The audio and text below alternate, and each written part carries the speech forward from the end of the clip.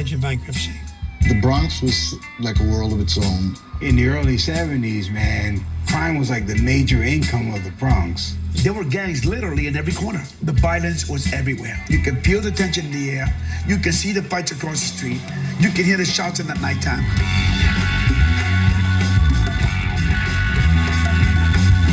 The South Bronx Fort Apache was out of control. They were running through the streets. They were burning everything. I mean, pandemonium hit. We lost a member that they viciously murdered him out there in the street. Now it's an eye for an eye. The Bronx was going to be bathed in blood. How rumors spread, there was not a gang in the whole of New York that was not aware of what's happening. It was like the movie The Warriors when the ladies on the radio talking about, hey, boppers, you got to make that move. Let's get down to it, boppers. We're gonna have to do better out there. Peace after the treaty came instantaneous. President, young sinners. Vice President, the young sinners. Vice President, young saints. When we gang busted, we stood in the same area. Now we are able to go here, go there, meet more people, unite with people. Here's when the whole thing started to change. Little by little, that's when the music started to come into the deal. Well, hip-hop came from gang culture. Herc started something his enemies didn't want to stop. It came in the form of music. It was more like challenging to dance now and not to fight. You know, we made a way to have fun. We made a way to feel like we counted, and we made a way to show the world that we actually existed.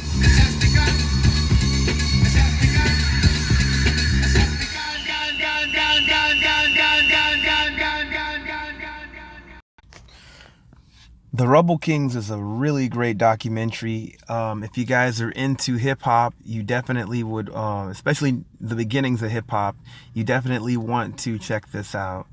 And if you're into, street gangs, especially youth street gangs, especially from back in the day, like in the 60s and 70s, this is another reason that you should check this movie out.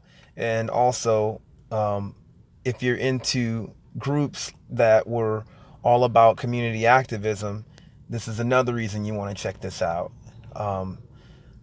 There was many different gangs like the Savage Skulls and like the Black Spades and the Ghetto Brothers, just to name a few. The Ghetto Brothers actually, all these gangs were pretty much outlaw street gangs. They kind of fashioned their dress after the biking gangs, like the biker gangs and stuff. And instead of outlaw bikers, they were outlaw street gangs. So you see the back patches and rockers and all that stuff that they wore.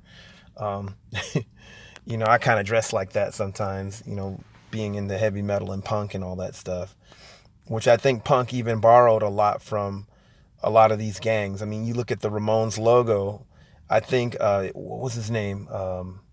Alan Vega modeled the Ramones logo based off of these street gangs. I've read that, so it's like they had that tough street look. That's what the Ramones looked like.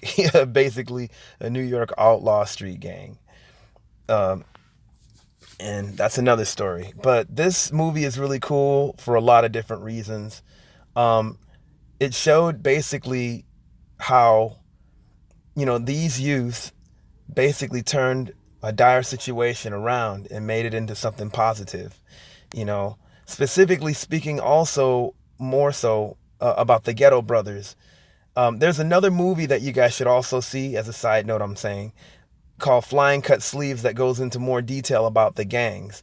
The Ghetto Brothers, actually. And it was done even before the Rubble Kings came out.